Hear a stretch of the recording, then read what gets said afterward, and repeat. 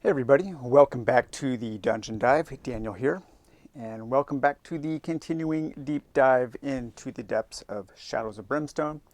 And in this episode, we are going to continue to take a look at some of our enemy packs. And continuing with a look at the Deluxe enemy pack for the Flesh Stalker and Flesh Drones. This is an amazing pack. I love this expansion so much. I like the theme of it. I think the models are cool. Yeah, all in all, highly recommend this pack here. So this says, Flesh Stalkers are a mysterious, rare, and ancient alien race, masters of super science and the macabre. They work in the shadows, only emerging when required to accomplish their fiendish goals. Known for the ruthless and gruesome experiments they perform, Flesh Stalkers splice the DNA and body parts of various creatures and people together, creating hideous monstrosities to do their bidding. All of their wretched constructs, the most numerous are the Flesh Drones, mindless automatons cobbled together from the hapless souls stolen in the night by the Stalker, mixed with metal and madness to form the perfect hive of worker drones. When not in use, they are stored dormant on rows of hooks hanging from the ceiling by the crude handles attached to their backs, waiting to be activated by the next call to harvest new biomaterial and bodies. That is just super cool.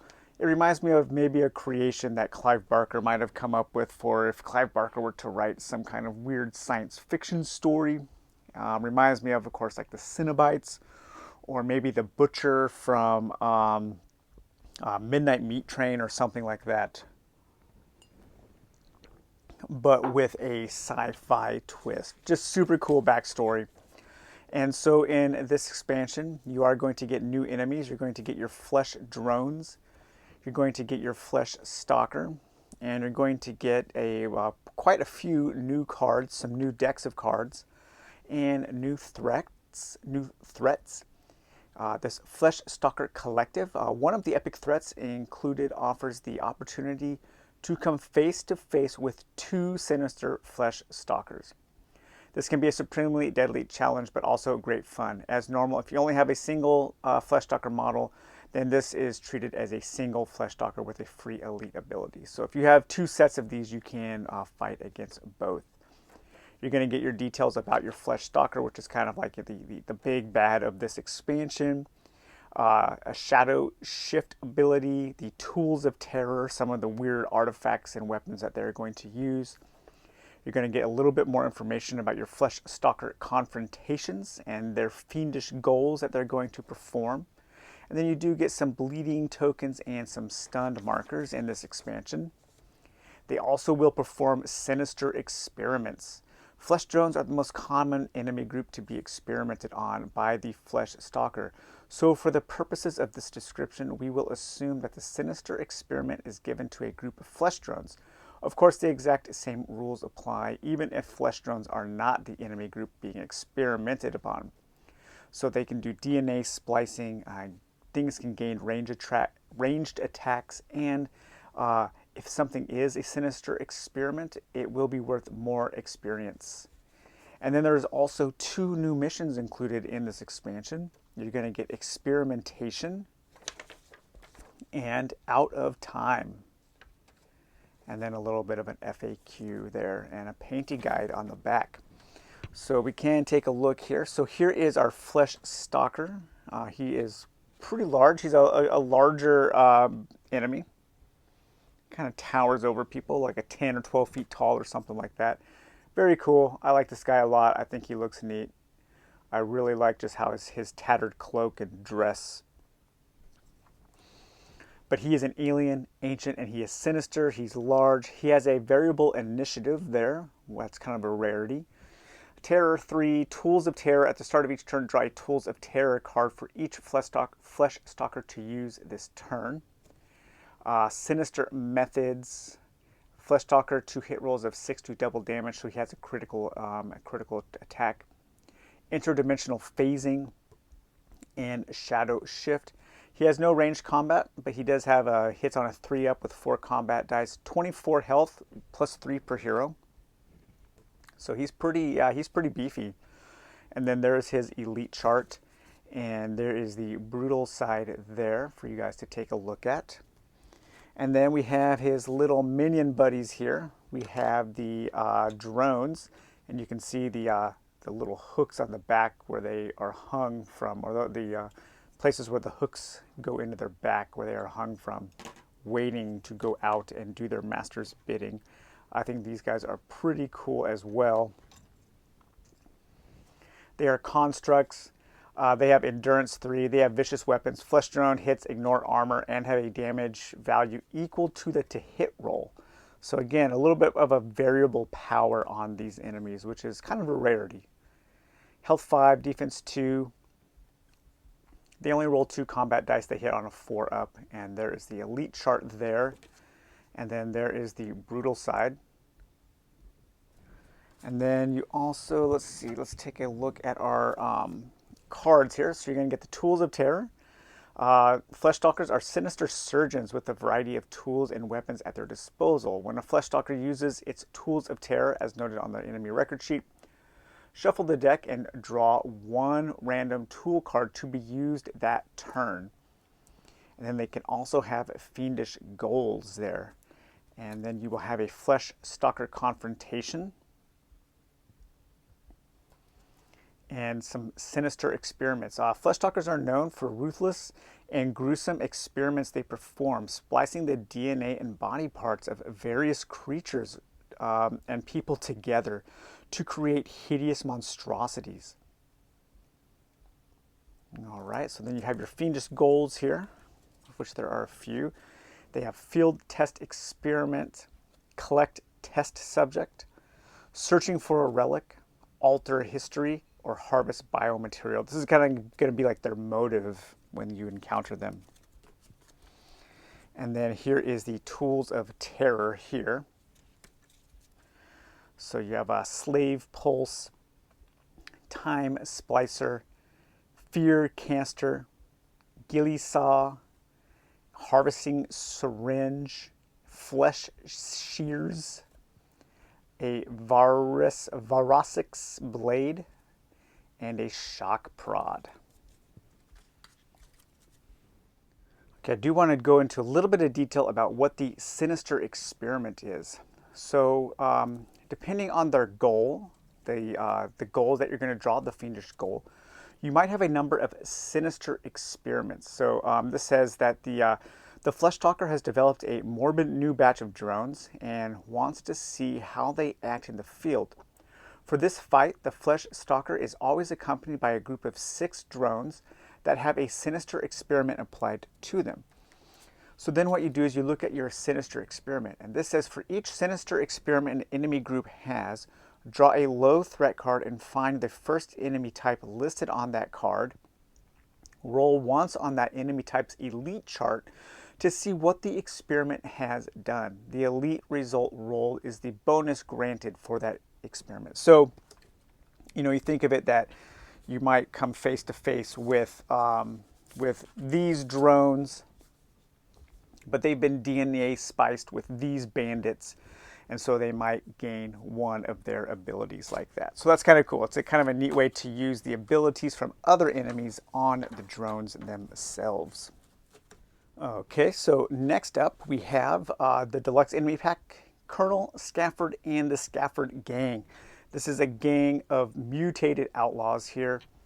The Stafford Gang is the most ruthless band of mutant outlaws in the Southwest. A veteran of the Confederacy during the American Civil War, their leader, Colonel Scafford, turned to crime after the South fell. Fleeing west, he started his own gang of ex-Confederates, thugs, and criminals, as well as his 5 sons, all men loyal to his cause and to getting rich. When the Darkstone Rush boomed in Brimstone, the Stafford Gang was the first group of outlaws to sweep in and steal a cut for themselves, making their hideouts up in the caves and mines around Brimstone. They have grown hideously mutated by the corrupting influence of the black rock and the void energies that pour out of every gateway opened to another world. All right. So here you're going to get your Stafford Gang. You're going to get a couple different models for your minions, and then you're going to get Colonel Scafford.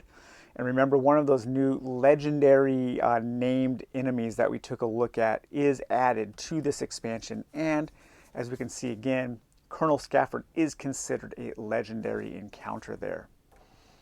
So you are going to get some new cards. These are ranged enemies, so these are one of the kind of early deluxe expansions that added ranged enemies, made the enemies a little more interesting.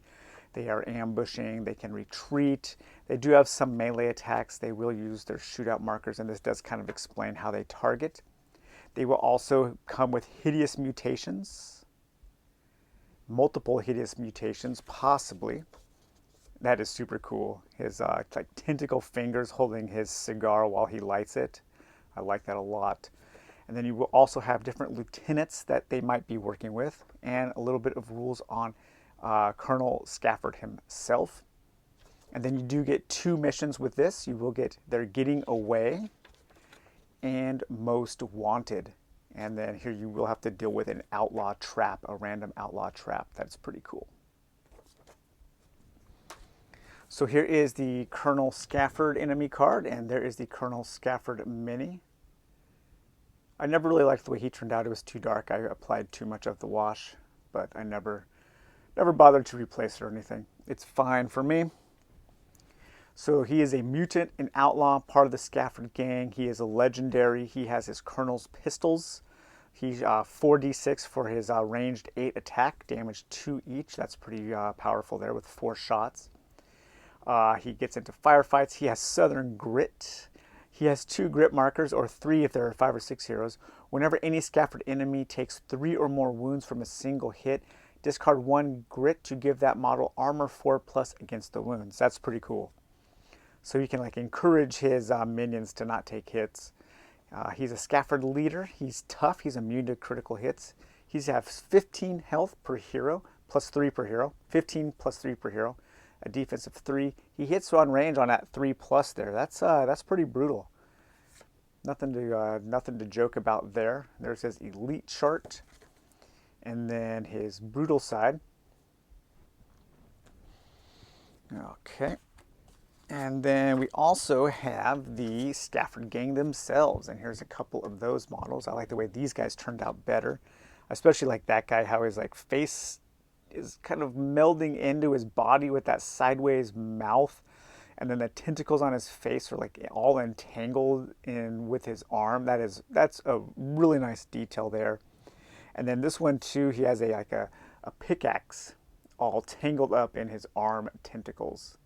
So these little sculpts are pretty nice. But they have pretty basic. They have their Stafford pistols. They get in firefights. They hit on 4 up, 3 combat dice, 2 damage, 5 health, 3 defense. So nothing too bad here. They do get quite a bit more powerful there on the brutal side. All right, then we do get quite a bit of cards, a couple little decks here. So we get Hideous Mutations and Stafford Lieutenants. So these are going to be the kind of like the different lieutenants that you might face, the bosses of the Stafford Gang. You will have Stoneface McCoy there, Old One-Eye Jackson. So now we do have that card for Old One-Eye Jackson. So they took something out of here and expanded upon it. Fast Draw Jeb Scafford, Captain Burns, and Captain Burns was also. And Sergeant Bunker. And then depending on the mutations, the Stafford Gang may have Phase Jitter, Necro Flesh, Void Beacons, Raging Regeneration, Hulking Beast, Void Blast, Stench of Carcosa, okay. Writhing Mass. So yeah, fun little expansion. Nice to add into your Old West setting. Okay, and then next up, we're coming probably to a fan favorite just based on the way they look. I'll give you a moment to think of why there. We've got the Three Storms from Big Trouble in Little China, or Raiden from Mortal Kombat. I know people always love these guys in Big Trouble in Little China. And this is the first one we're taking a look at from Forbidden Fortress. So we have, as rolling thunder shakes the ground and blinding lightning flashes across the sky, the Raijin Thunder Warriors descend, probably Raijin Thunder Warriors descend from the heavens on crackling bolts of electricity, as they are wont to do. These powerful supernatural warriors are the advance guard of the Dragon Army, servants of Sho Ryu, the Dragon King, and Lords of the Storm. We will be taking a look at the Dragon King. They do not suffer the will of mortal men, nor do they need the moral codes of lesser beings. They are god spirits demanding revenge for the banishment of their master. So with this, it's not really a deluxe expansion. It's kind of in between a normal enemy, a small enemy expansion, and a deluxe, because you are going to get just a few cards that are going to augment and modify your Raijin Warriors, your Thunder Warriors, and then you are going to get one mission with those guys, and that is Riders of the Storm. Okay, and then there is their enemy sheet here, and there's their mini. I do wish that it only comes with 3. That's fine, but I wish they were in different poses, kind of symbolizing the 3 different storms more, maybe. But you will get 3 of those guys. It's a cool pose, but I would have liked to have seen 3 different poses. Maybe that's asking too much. But they have Masters of Thunder, Wind, Storm.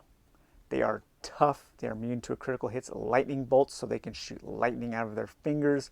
They do have variable damage, health of 12, defense of 3. They hit on a 3-up and a 4-up. There's the elite chart there.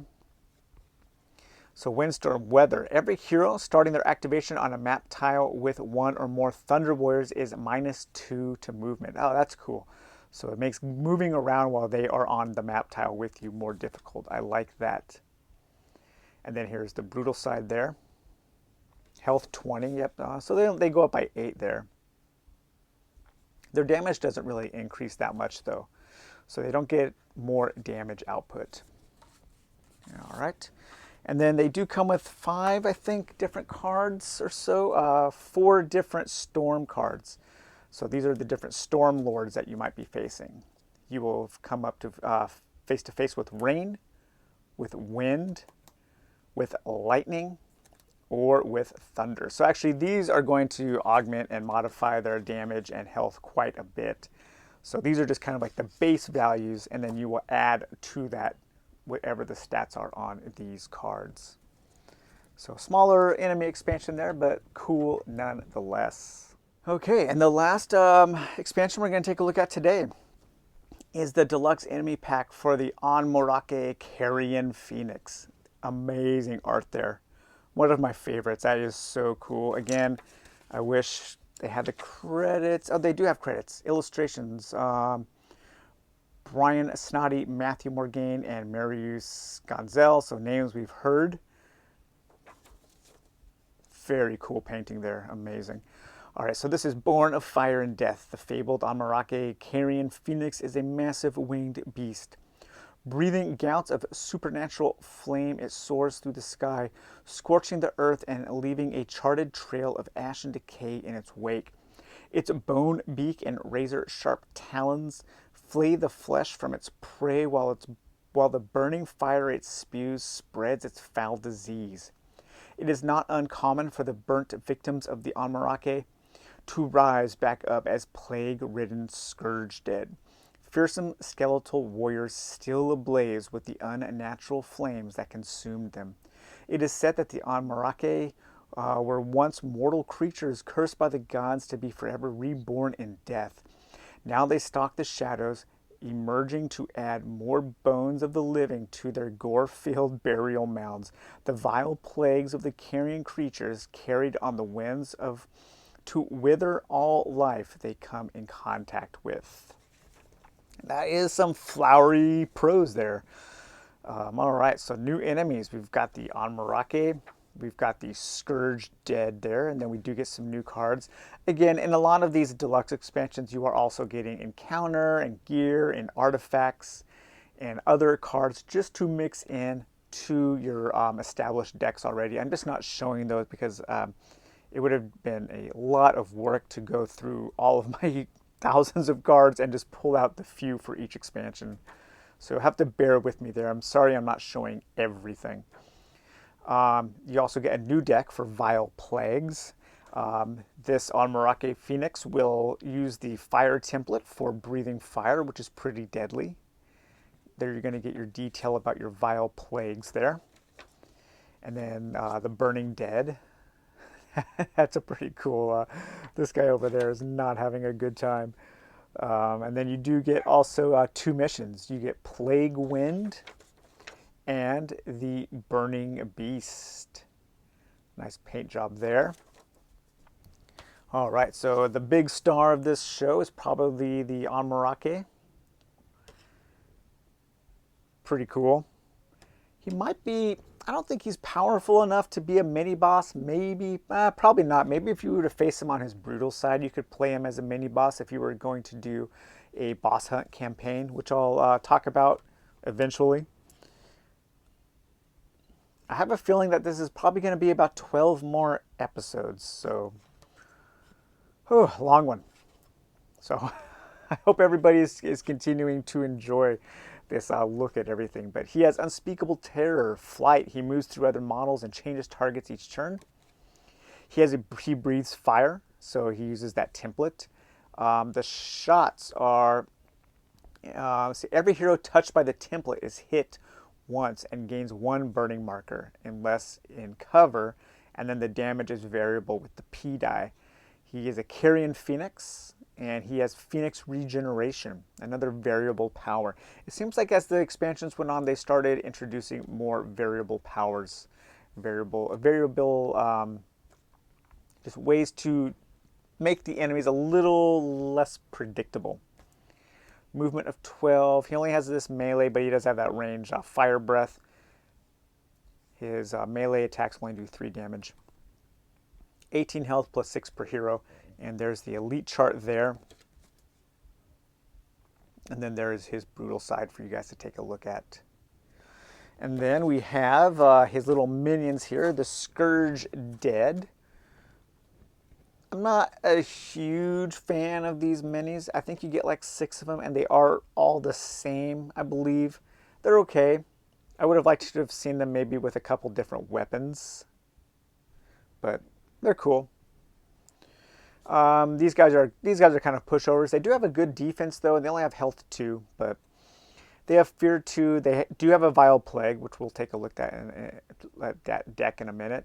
Rise from the grave. When killed, place a corpse token, and then the corpses can keep coming back to life. So you do have to take care of those corpses. They only hit on a 5-up. They roll 3, and each hit only does 2 damage. So it's more like crowd control with these guys, because you're probably going to have to face quite a few of them in a conflict, and just make sure you can manage them. And there's the brutal side. And then we have their Vile Plagues. There are 5 different plagues that they can carry. You have Blistering Skin, Void Pox, Burning Blindness, Wretched Rust, and Withering Madness. So, all right, guys. Well, that was the last expansion we're going to take a look at today.